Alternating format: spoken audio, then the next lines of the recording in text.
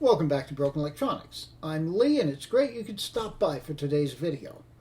Today we're going to be focusing our attention again on this PowerMac G4 AGP graphics, aka Sawtooth. This is the Sawtooth that was supposed to be a Yikes, but the seller had no idea what it was. What salvaged that whole situation, though, of course, was the fact that there's a 1.2 gigahertz G4 processor upgrade card in there, and not much else. It had an ATI Radeon Rage 128 Pro graphics card. I'm sure really wonderful in the day, but very anemic by today. There was an Ethernet PCI card in there. That was about it. A couple of empty slots. Oh, fortunately they left the screws. I was glad to see that. The other interesting thing was no drives. Now, that's not uncommon, of course. People will very often remove the drives from computers for privacy reasons rather than wiping the drives. So,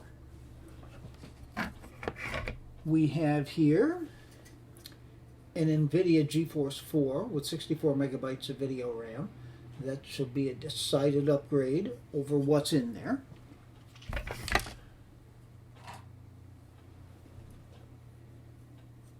A PCI card with 3 USB 2 ports and 2 additional FireWire 400 ports, which is actually an important thing, because one of the things I certainly noticed in dealing with the world's most powerful Sawtooth,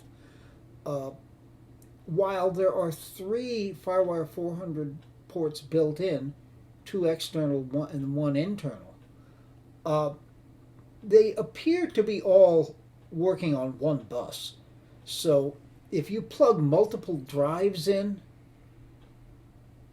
the speed just dies. Now I suppose you could power the drives and that would make a difference, but for what we've got right now, no. So it is nice to have an additional FireWire 400 bus coming as a result of this card, as well as a USB 2, which is way better than USB 1.1.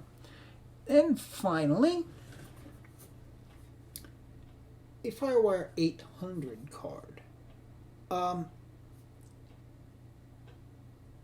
This is kind of a test. Of course, I had been very disappointed at my inability to get a truly functioning FireWire 800 card into the world's most powerful Sawtooth. It's frustrating because it seems like it's going to work, and then it doesn't. Oh well. So we've got that. Now I've got a Molex splitter. I don't think I'm really going to need the splitter, but I don't have a straight extender anyway, and who knows, it may come in handy at some point. All right then. So I'm going to need to go into the other room where that Sawtooth, part Sawtooth is, get the drives out of there. Please stay tuned. Okay, this is the part Sawtooth. A lot of components have been removed from it already. This one PCI card, I don't really even know what it is, but I've taken the graphics card out. Any other PCI cards are taken out. There's still some RAM left in it, but none of those are things that are necessary. I've even taken out the IDE cable. I honestly am not sure where that is right now. The Molex connectors are still connected to these drives. All right, one came out. And there's the other. All right. Now, the drive sled, oh, it moves. That's a good thing. Okay. And the sled comes right out. So we have 2 drives here. I'm looking at the first one is a Hitachi Desk Star. It says 5 gigabyte. And I don't know what the other one is, and I'm not going to take everything out right now. So I'm going to put these into the sawtooth with the upgraded CPU, and maybe see what's on there and see if we want to leave them there. If you want to find out if in fact we do, stay tuned. Okay, let's open it up. Now I'm going to take the screws out here in preparation for inserting those other cards. Come on. There we go.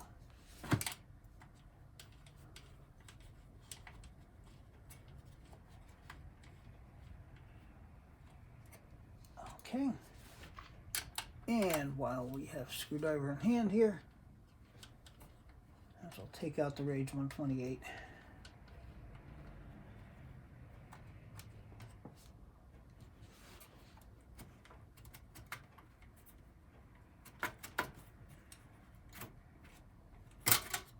I thought these are cute little cards. They've got these little fans on them. Now, there's so little power to this graphics card, you got to wonder, does it really need a fan on there? Oh, well. Okay, now, let's see. The drives. They're over here.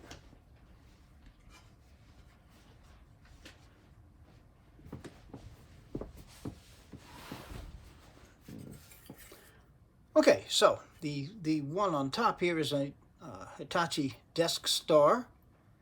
The one on the bottom appears to be something else. Here's what I'm going to do. I'm not even going to... Oh, wait a minute. Got to take out the old sled here. Oh, so that screw comes... There we go. Pretty easily. And now it comes. All right. Now, we can slide this in. I think for now, I'm not even going to screw it down. This is, who knows what's going to happen with this. All right. IDE.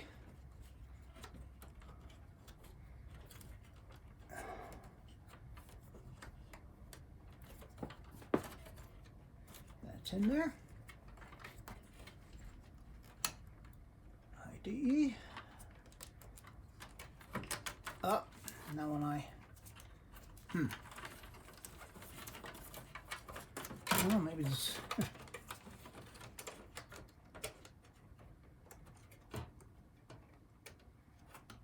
Okay. That's in a little more solidly. Now let's get this one in.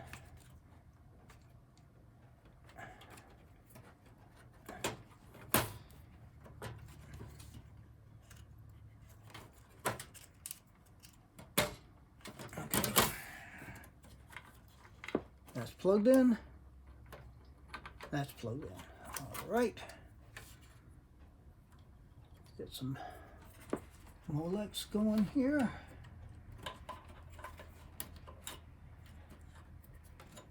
Power there.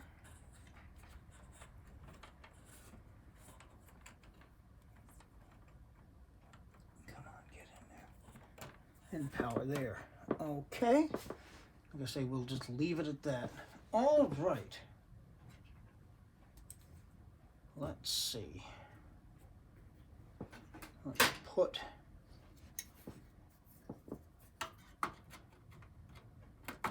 our 800 card in there. And yeah, that's not going to reach. But with this, we should be fine.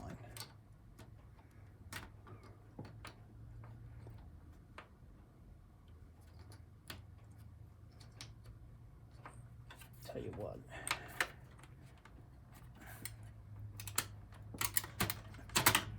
Maybe a little easier to get in there. I bet I'll was trying to put it in upside down. Yeah, that was it, because it goes in very easily. All right. Now that's in.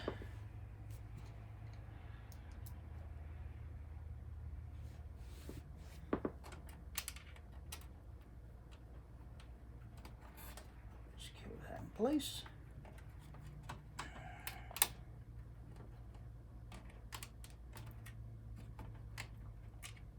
Oh, it just doesn't want to. There we go.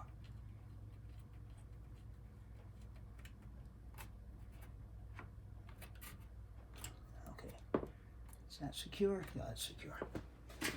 All right. Then in our only remaining slot, let's try our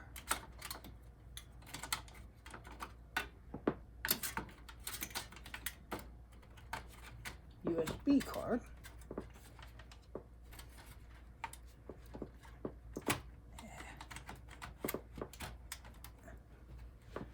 Boy, why are you fighting me here? Oh.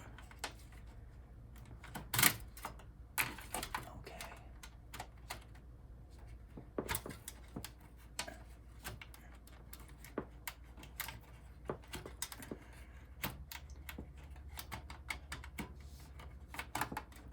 Now there's a screw right here that is giving me a devil of a time. There we go.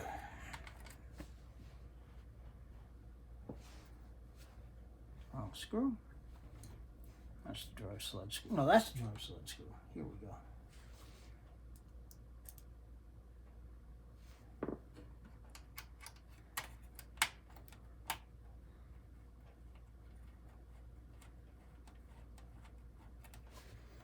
And then finally, our NVIDIA graphics card, and with that we should be able to use the Apple Cinema display.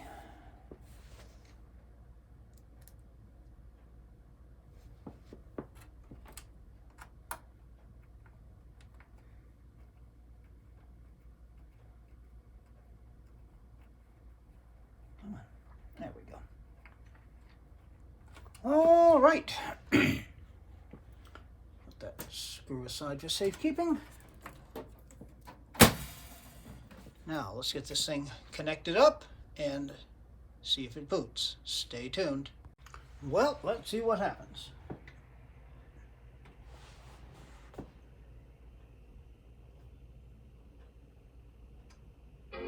Here's the chime. And it does take a while for the Apple Cinema display to kick into gear.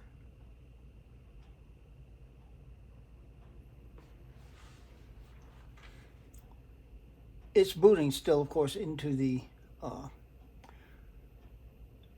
FireWire external. So we should see Leopard come up.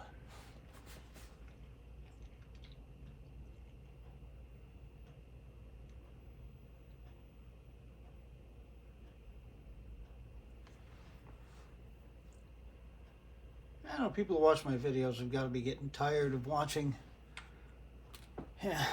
boot ups of machines, but hey.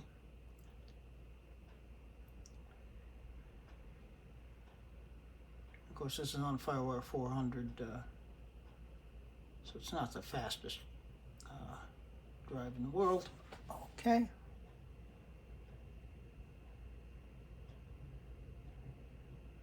There's the Aurora.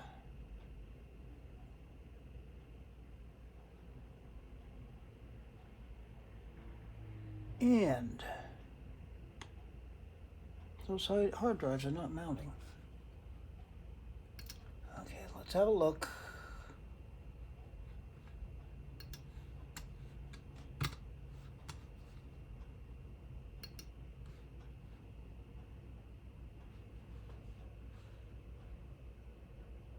All right, ATA. Yeah, there's like nothing there. Well, let's see about everything else. Yep, NVIDIA GeForce 4 MX with 64 megabytes of video RAM. And it is obviously driving the Apple Cinema display, so we are Good there. Firewire 400, Firewire 800, which of course doesn't mean it actually works, it just means it's there. USB and USB high-speed bus, so we are in fact seeing the USB 2. Those cards usually work. Since that card isn't powered, it's not going to do real well for multiple things plugged into it. Alright, so we've got one Firewire, two Firewire, the Ethernet controller, USB, USB. Alright, so that's all there. You know, now this is something I didn't check. I did check in the last video to see if the built-in Ethernet worked, but I never did check the Ethernet card. So let's open up Firefox here. Pretend Firefox, pardon me. Based on Firefox, of course. All right.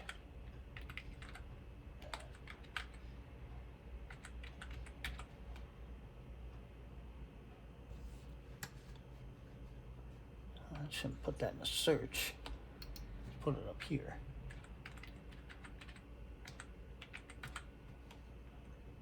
Okay. Server not found. Which would lead me to think that that card just plain doesn't work. So we can take that out and we'll have an extra card available. All right. Tell you, there's something I really want to check.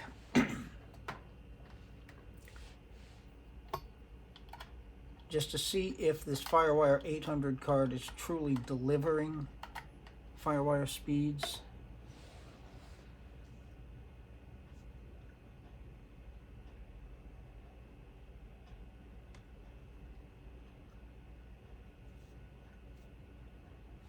Okay. There.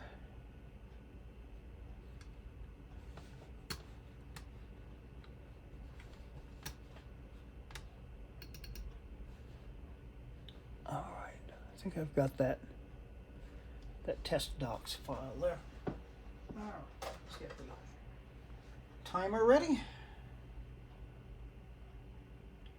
I kind of doubt it's going to work, but what this is going to tell me, if it works on this machine, then there's an issue with the world's most powerful sawtooth. But let's see.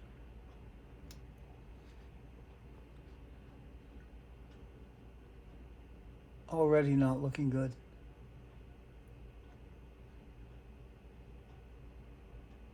Yeah, see, that's what would happen. It would start to work, then it would freeze.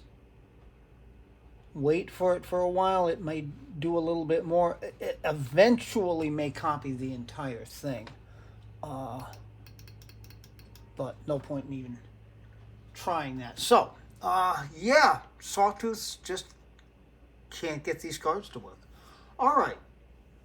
Now, at this point, I am wondering, of course, about those hard drives. So I'm going to do some tinkering and see if I can't get them up and running. So please stay tuned. Okay, welcome back. You can see I've had a partial success. It took me quite a while. Let me explain what I tried. I mean, I looked at the jumper settings. The top drive was jumper as master. The bottom drive was slave. I tried switching that. That didn't work.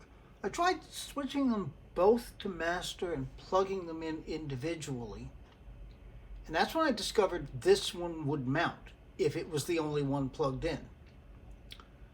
The other drive, which is evidently a 60 gigabyte IBM Deskstar, would not mount. So it is, I mean, I'll fiddle with it, maybe try it on another machine, but chances are most likely it's dead. All right, now, We look in here, system 9.2, so there's an installation of OS 9, and there is a system folder and users and all that, so we've got an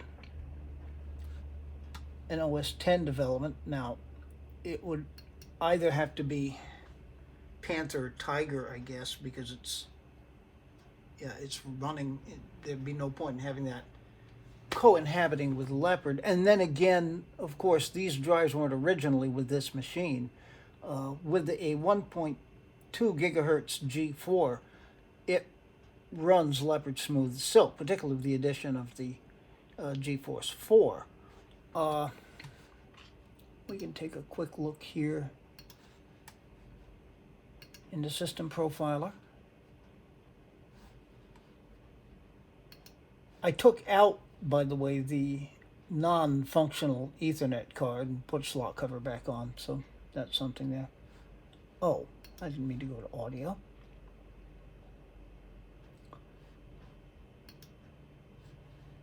And here's the drive.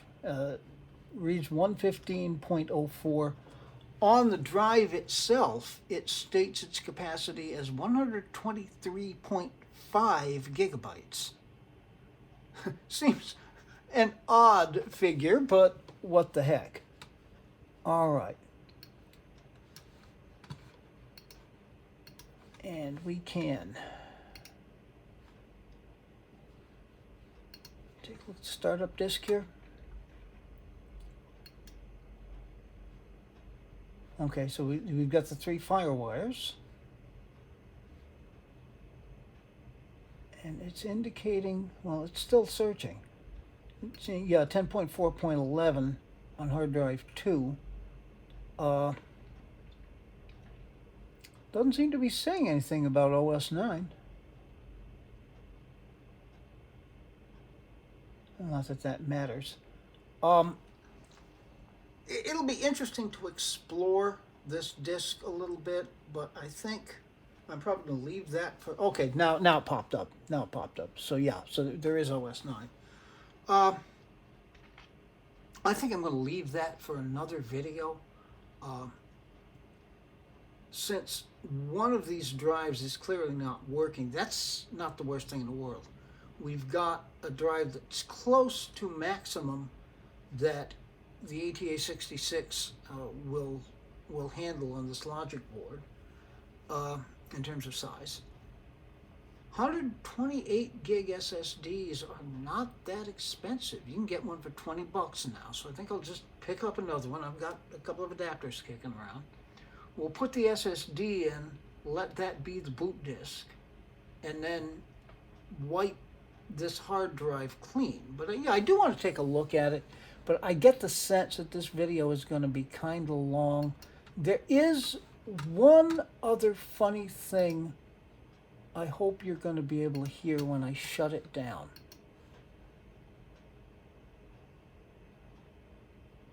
I've never heard a computer make a sound quite like this.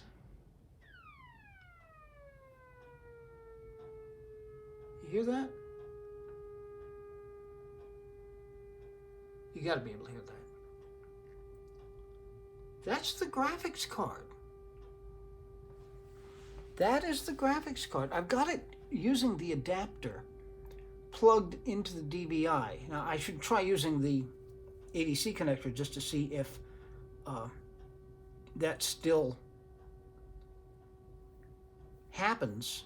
And you know, that way it'd be powering the cinema display directly. But how strange is that? And if I'm going to unplug the DVI connection from the adapter. Stops immediately as soon as it's unplugged. Now, if anybody out there has got any idea what the heck is causing that, I would really like to know. But in any event, we got another video coming up on this machine where I will put in the SSD.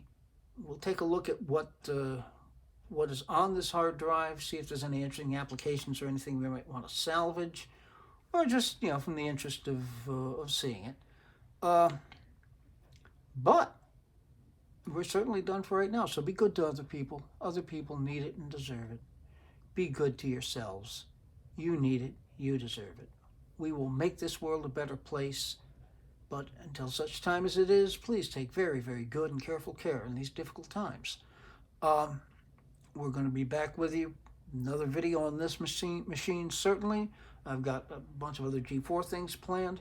Got to pick up with the PowerMac G5s and the iMac G5 once I get some parts in for those. So there's a lot coming up on the channel.